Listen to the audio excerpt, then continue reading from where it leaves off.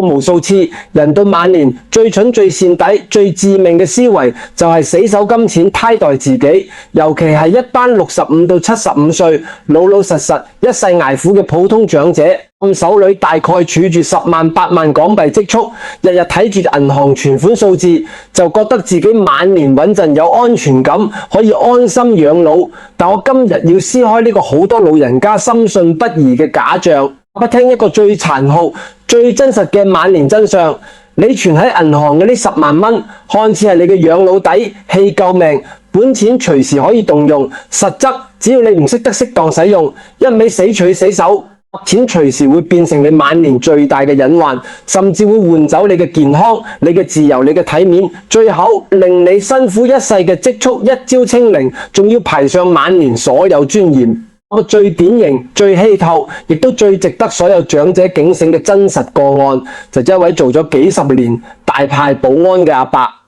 呢位阿伯一世節能到極致，用唔社交、唔消費、唔捨得使1毫冤枉錢，日日返工守崗，勤勤懇懇，目標好簡單，就係儲住手上10萬蚊積蓄，留返晚年應急，留俾仔女，留返自己安穩度日。屋企浴室地面長年濕滑，老舊殘舊。企起身好容易跣低，身邊街坊老友、屋村職員都多次勸佢，千祈唔好慳呢千零蚊，花少少錢裝個扶手，鋪塊防滑彈，保障自己安全。阿伯始終唔捨得，覺得1000幾蚊係大錢，儲住喺銀行先至安心。區家居安全改造，純屬浪費，多餘使費。佢日日同自己講：我身體硬朗，行路穩健，小心謹慎。出世時呢啲錢要留喺手邊，關鍵時刻先至有用。就係呢種一味守財、唔識自保嘅固執心態，太最終成大妥。某一日，佢深夜沖涼，浴室濕氣重，地面打滑，即刻跣低，重重冧喺地下。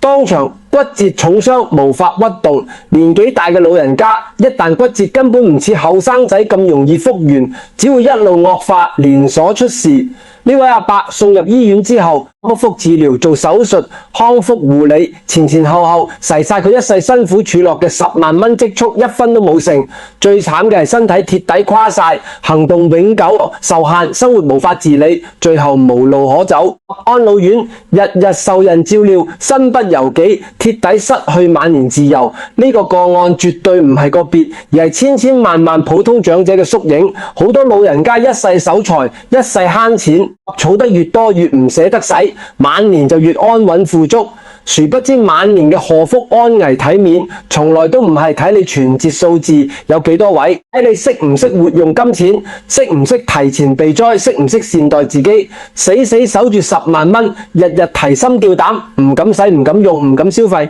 以為係守住安全感，實則係埋下定時炸彈。錢放喺銀行唔動，就只係一串冰冷數字，一沓留俾後人嘅廢紙。但只要你身體出事、健康崩塌、意外降臨，呢啲辛苦儲落嘅積蓄就會一次性全部歸零，上你嘅健康、你嘅自由、你嘅餘生。呢個就係守財失福、守財傷身嘅終極悲劇。古人智慧從來都真實通透，直擊人性嘅大學。裏面有句千古真言：有財始有用。我咗一世都讀唔明，當中真冧，成日誤解有錢就要亂使，大肆揮霍，奢侈浪費，其實完全搞錯。呢句說話嘅真正意思係財富嘅唯一價值、唯一意義，活用保命、解憂護己。金錢儲落嚟，唔係擺喺銀行生坐，唔係留俾後人增產，唔係單純睇數字滿足虛榮心。喺關鍵時候保護你嘅身體，規避你嘅風險，安頓你嘅晚年，守住你嘅尊嚴。我總結一句，所有長者必須入心記住嘅真言：守財而失身係晚年最大嘅梯本生意。無數老人家存款對自己極度吝嗇，或牙齒壞晒牙，周嚴重發炎都唔捨得補牙洗牙，視力模糊，白內障加重，睇嘢重影朦朧，都唔捨得就醫治你。退耳背失聰，與人溝通困難，都唔捨得配助聽儀器。屋企設施老舊，地面濕滑，光線昏暗，處處暗藏危機，都唔捨得花錢改造修筍。願日日忍受身體病痛，忍受生活不便，忍受潛藏風險，都唔肯動，用少少積蓄善待自己，最後換嚟嘅結局就係一身病痛，百病千身，行動受限，意外頻發，鬆規避嘅小問題，拖成無法逆轉嘅大病痛、大災難。呢個時候你死守嘅存款最終都要全數交出，甚至要加倍付出，用幾十萬嘅醫藥費、康復費、養老費，當初幾千蚊就可以解決嘅細問題，你一世慳落嚟、一世守落嚟嘅金錢，最後全部俾醫院、俾養老機構賺走。後嚟一身病痛、半生躺床、冇尊嚴、冇自由嘅晚年，換句話講，你係用自己肉身嘅痛苦、晚年嘅折磨、人生嘅遺憾，去換一沓最終留俾別人自己帶唔走嘅廢紙，而係天底下最食底、最愚蠢、最唔抵嘅交易。所以我真心奉勸所有65至75歲嘅長者，你手頭擁有嘅10萬港幣積蓄，絕對唔係用來死守囤積觀望嘅死錢。今年最珍貴、最關鍵、最緊要嘅保命本錢避險資金，我哋無需大肆揮霍，無需奢侈浪費，但必須悄悄動用當中3到4萬預算，秘密辦好4件保命大事。呢4件事落係使錢，實則係最平、最穩、最聰明嘅晚年投資，係用錢買健康，用錢買安全，用錢買自由，用錢買體面，開幾十萬嘅醫療大坑，避開嘥藏失能嘅晚景，避開看人臉色嘅悲美。第一件必須優先做，絕對唔可以拖延嘅大事，就係自費做一次全面貼底深度嘅老年專項體檢，唔好幹等政府免費排期，唔好抱有僥倖心態。好多老人家有個致命誤區，覺得政府有免費體檢、免費督查就可以慢慢等、逐年等，唔使自己花錢。但大家要清楚，公醫療資源有限，排期極長，普通督查項目簡單，覆蓋面窄，精度不足，根本查唔出早期隱患。晚年身體嘅癌變、心血管堵塞、腸道病變、骨質流失，無聲無息、無痛無症狀，等到身體出現明顯不適、疼痛症狀嘅時候，9成9已經係中晚期，已經無法逆轉，已經錯失最佳治療時機。我成日講早期用錢醫，用命醫，呢句說話絕對係晚年金科玉律。老年深度自費體檢一定要包含腸鏡、胃鏡、心血管造影、骨密度檢測、全身癌症指標、督查內閣功能檢測呢一類核心項目。長者最需要、最關鍵嘅檢查，早期發現細小息肉、輕微堵塞、骨質流失、輕微病變，只需幾千蚊費用就可以貼底處理、根治解決，唔使捱痛，唔使冒險，唔使拖累家人，一味錢一味等待，一味拖延，等到小病拖成大病輕症，拖成重症，後續化療標靶、手術長期康復動旋幾十萬開銷，仲要日日捱病痛折磨，受盡治療苦楚，仲極低，區幾千蚊可以擺平嘅風險，你偏要揼命死守，最後付出幾十倍代價，仲擺上身體健康，呢啲就係典型嘅因小失大，愚不可及。自費體檢唔係浪費，用最抵最穩嘅風險兜底，係用最少金錢規避最大嘅人生災禍。第二件保命大事，貼底整頓，治理好自己嘅牙齒。牙齒絕對係老年人全身健康嘅總開關、總命脈。略咗呢個最基礎、最重要嘅健康細節，好多長者一世唔注重牙齒護理，日積月累之下，蛀牙、缺牙、牙周病、牙大萎縮問題水生。好多人覺得牙齒細事無關緊要，驚小怪，唔使花錢治理。但我同大家講清楚，晚年9成9嘅身體衰敗、體質變差、行動退化、抵抗力下降，根源都係牙齒出問題，牙齒殘缺、咬合無力。正常咀嚼肉類、蔬菜、優質蛋白，長期落嚟必然營養攝入不足，營養不良，肌肉快速流失，骨骼愈發疏鬆。老人家肌肉不足，骨質疏鬆，後果就係行路無力、重心不穩、極易跌倒、極易骨折。一旦跣低，就係終身遺憾，脂肪收場。除此之外，嚴重牙周病滋生嘅細菌會順着血液流轉全身，心血管引發血管硬化、堵塞、高血壓、心梗、中風等高危問題。可以話牙齒壞一分，身體就弱一分；牙齒衰一寸，壽命就短一寸。仲有積蓄，仲可以自主使錢，仲未貼底衰老退化，一定要自費貼徹底洗牙、補牙、修牙、搭牙，整治好所有牙周問題，保證牙齒健全、咬合正常、進食順暢、牙齒健康，學得好、吸收好營養，足體魄強，先有力氣行路，有抵抗力抗病，先可以從根源減少跌倒重病、失能風險。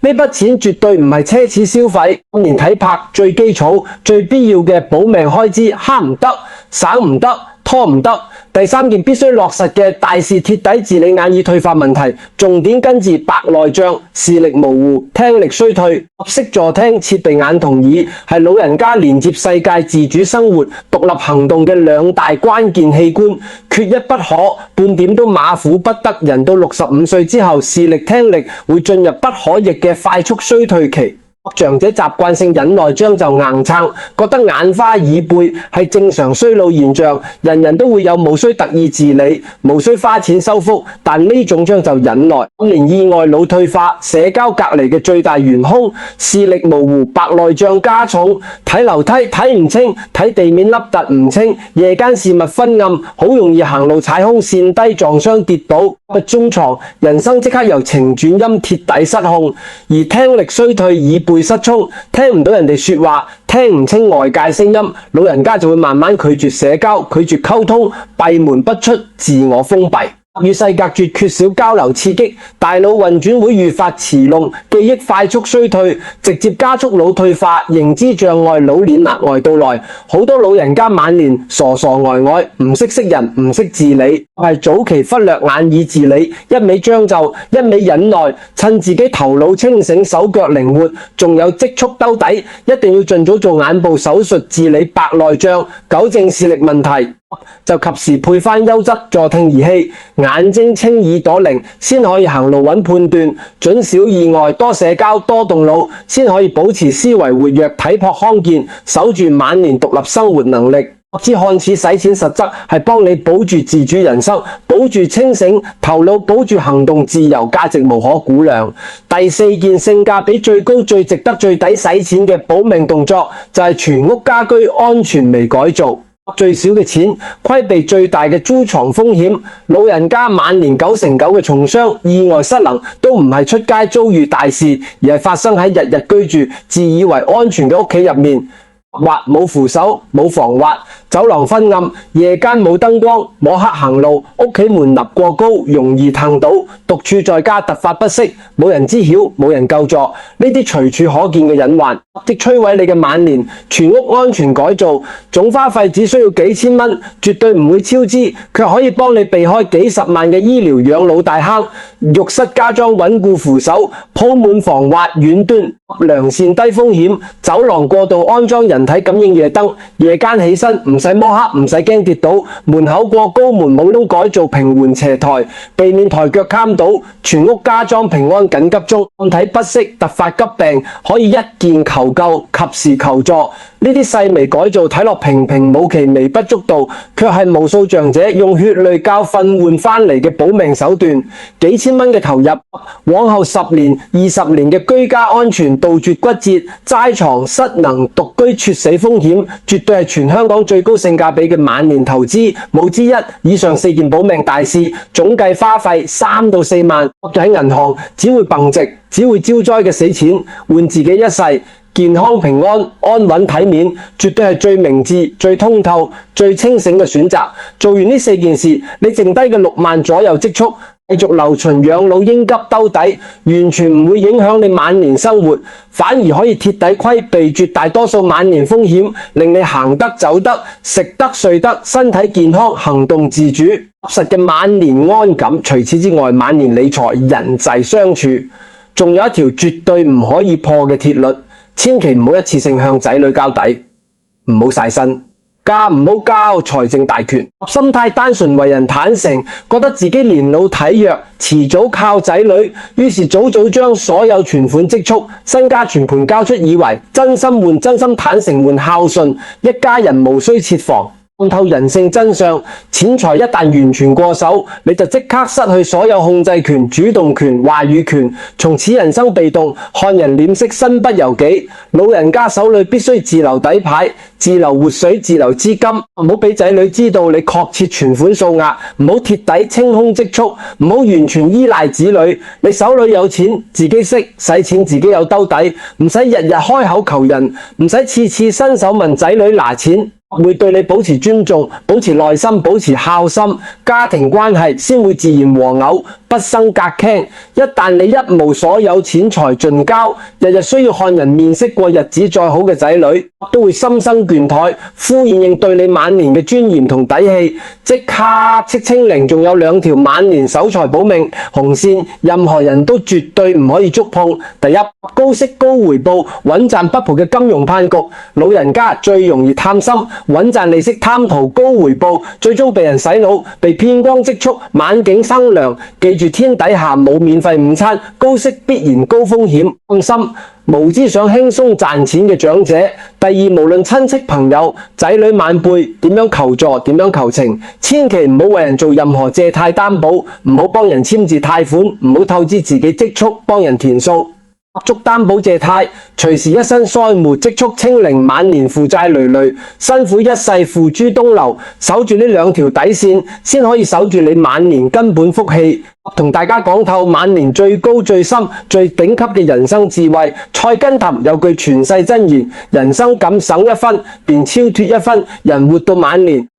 越識得善待自己，越識得為自己着想，就越自由，越安樂，越有福氣。好多人以為晚年福氣係兒孫滿堂，身家豐厚，受人追捧。真正嘅晚年底牌，真正嘅終身福氣，從來都唔係外在名利，唔係兒孫孝順，唔係存款數字，而係4個字：自主自在。你行得走得企得穩，出入自由。特睡得，胃口好，體魄強健。你有錢自己識使，有積蓄自己兜底，有風險自己規避。你所有生活、所有選擇、所有醫療、所有養老，看人面色，唔需要求人施捨，唔需要看人好惡，唔使靠仔女接濟，唔使靠親戚幫扶，唔使看旁人眼色過日子。呢個先係晚年最大嘅底氣，最真嘅安穩，最高嘅福報。都身家千萬嘅長者，晚年若在床失能，百病同身，看人面色，任人擺布，日日活得壓抑卑微，毫無尊嚴，富貴都救唔返佢哋嘅林良晚景。亦都見過好多普通長者有少少積蓄，識得活用保命，識得提前佈局，身體健康，行動自如，日日飲茶散步，自在瀟瀟，無憂無慮，活得比富人更加從容安樂。所以各位老友記，及早變通，及早佈局，唔好再做死守存款，替代自己嘅守財奴，唔好再將救命錢變災難錢，活用你手頭微薄積蓄，做好體檢、整治牙齒、改造家居，守住錢財底線，保住安全，保住自主，保住尊嚴。前半生我哋為家人捱，為生活捱，為責任捱；後半生一定要為自己活，為體面活，為自在活。晚年真正嘅風生水起，唔係有錢堆砌，而係健康無恙，行動自由，無需求人，生死從容。願所有長者都可以看透守財誤區，掌握活財智慧，生前安穩自在，晚年清靜安康，日日舒心順遂。